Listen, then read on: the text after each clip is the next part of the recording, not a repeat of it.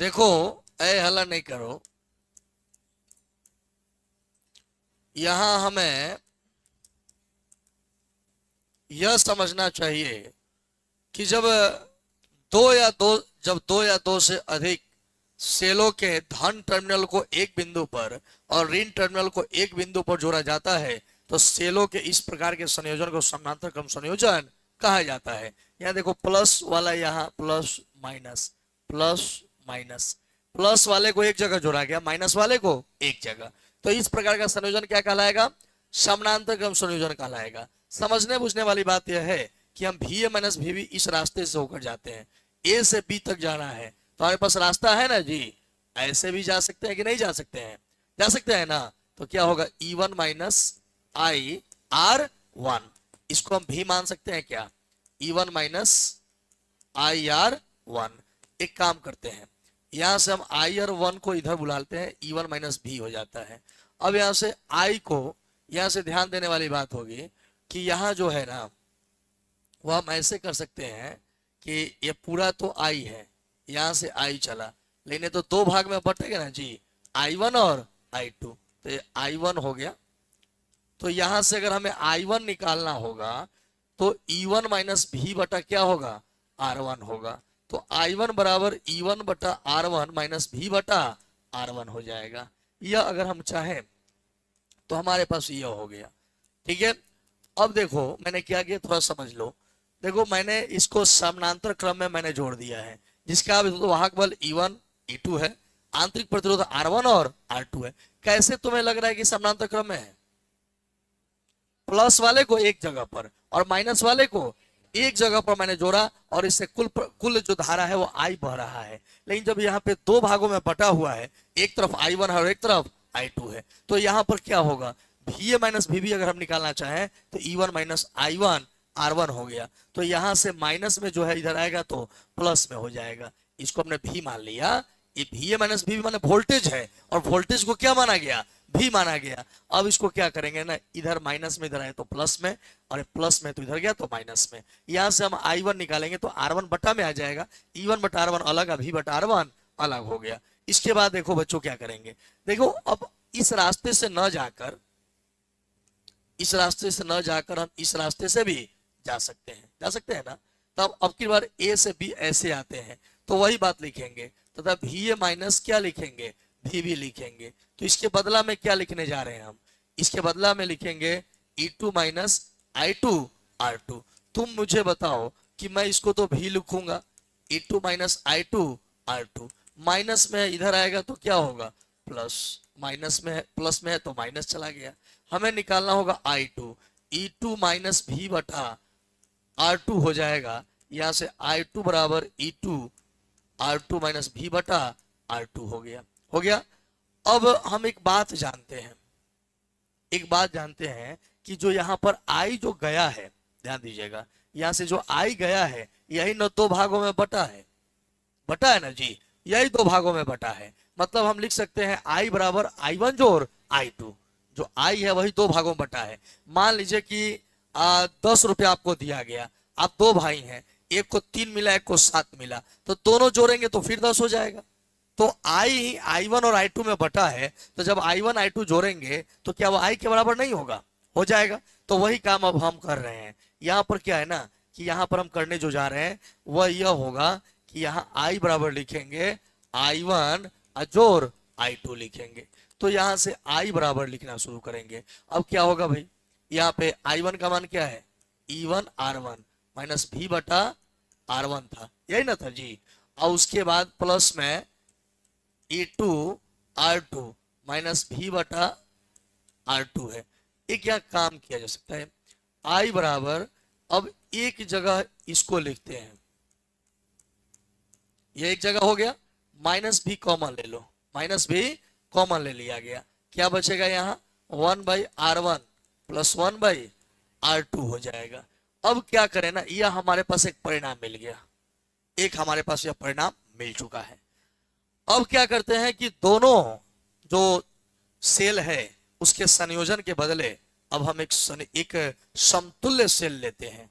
अब इस समतुल्य सेल को लिया जाए, इस समतुल्य सेल को मैंने ले लिया, ठीक है। ये धारा इसमें आ रहा है कितना आई, यह है आर ई क्यू, यह है ई ई क्यू। यहां से मुझे बताइए कि क्या लिखना चाहिए। ई बराबर आई माइनस भी बराबर, यहाँ पे मान लो कि यह इनका टर्मिनल विभवांतर यह ए है और यह बी है, तो हम भी ए माइनस भी बी फिर लिखें, क्या लिखेंगे, तो क्या होता है ई माइनस आई आर, यही ना होता है। अरे भी बराबर ई माइनस आई आर पढ़े हैं ना, तो हम इसको क्या करते हैं, ई नहीं है ई ई क्यू है, आई रहने दो, यह क्या है आर ई क्यू है, इसको भी मान लिया जाए E E Q minus I R E Q. यहां से माइनस है तो इधर आया तो प्लस हो गया, इधर प्लस है, इधर गया तो क्या हो गया माइनस हो गया। यहां से हमें निकालना है आई का मान, क्या होगा ई ई क्यू माइनस भी, अब बटा में क्या होगा आर ई क्यू। अलग अलग करते हैं, आई बराबर ई ई क्यू बटा आर ई क्यू, माइनस भी बटा क्या होगा आर ए क्यू। इक्वेशन 2 हो गया, और यहां जो आया था वह इक्वेशन 1 हो गया। अब एक काम करते हैं, हम दोनों को तुलना करेंगे, क्या करेंगे, दोनों समीकरण को तुलना करेंगे। तो समीकरण 1 और 2 को हम तुलना करें, लिखा जाएगा इक्वेशन 1 एंड इक्वेशन 2 को क्या तुलना करने पर, तुलना करो। यहां देखो, यहां क्या है, यहां आई है, यहां भी क्या है आई, ठीक है। लेकिन यहां देखो क्या है भाई, यहां ई ई क्यू बटा आर ई क्यू है, तो इधर सामने चलेंगे तो क्या है, यह न है ई वन बटा R one, E two, E one बटा ई टू बटा आर टू है। तथा एक बात यहां देखिए आप, यह एक बात आपको मिलने वाला है कि यहाँ साइड में देखो माइनस आई के बगल में क्या है आर ई क्यू, वहां नहीं है, यहाँ ना हमको देखना है। अच्छा यहाँ ना हम लोग देख रहे हैं माइनस भी के बगल में क्या है 1/REQ है ना। नीचे भी देखो, हम समीकरण जब एक देखने वाले हैं तो यहाँ माइनस भी के बगल में यही ना है, माइनस भी के बगल में यही ना है जी, माइनस भी के बगल में यह है, तो इसको बराबर कर देंगे माइनस भी के बगल वाले के, तो माइनस भी के बगल में इधर क्या है 1/REQ, उधर क्या है 1/R1 जो 1/R2 है, 1/R2। एक काम करते हैं हम कि अब ये तो हम लोग का व्यंजक हो चुका है कि अगर हमें यह निकालना हो कि भाई REQ बटा में यहां पर हम लोग चूंकि सबको मिला लेते हैं एक बार, यहाँ पे E1 बटा R1 प्लस E2 बटा क्या है R2 है, और यहाँ उसी बदला में यह है कि EEQ बटा REQ है, तो दोनों को हम लोग क्या किए हैं बराबर किए हुए हैं। अगर हम दोनों को सॉल्यूशन करें तब देखेंगे क्या होता है। अब ये तो आपका व्यंजक आपका साबित हो चुका है, लेकिन अब हम लोग को यह साबित करना है कि दोनों को थोड़ा सा गुना करके देखें कि क्या इसका रिजल्ट मिलने वाला है। ये तो हम लोगों ने साबित कर ही लिया है, ऐसे EEQ बटा में है REQ, और इधर है ऊपर क्या है यह भाग है, ठीक है, तो दोनों बराबर हो जाएगा। अगर दोनों को अगर हम गुना करना चाहते हैं तो गुना करेंगे, और नहीं तो यह क्या हो जाएगा व्यंजक हो जाएगा। और दोनों को अगर हम गुना करें EEQ का वैल्यू केवल निकालें, REQ बटा REQ गुने 1/REQ बराबर, दोनों को गुना कर लेते हैं तो E1 बटा R1 प्लस E2 बटा R2, गुना में क्या लिखेंगे 1/R1 प्लस 1/R2। यहां से आगे बढ़ेंगे अगर हम तो गुना करने से कोई फायदा नहीं ना हो रहा है जी, कोई फायदा नहीं हो रहा है यहाँ पे गुना करने से, नहीं होगा गुना करने से कोई फायदा नहीं होगा। फायदा होगा अगर हम इसको पलट देंगे तो फायदा होना चाहिए। और मान लीजिए कि अगर इसको हम पलट दें,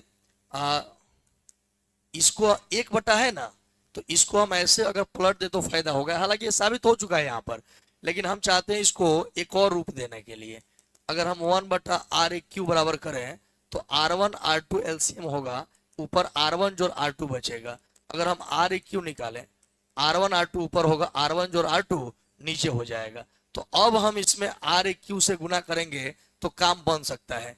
तो आर क्यू का वैल्यू अब कितना आ गया हमारे पास, R1 R2 R1 प्लस क्या R2, ये दोनों कट जाएगा।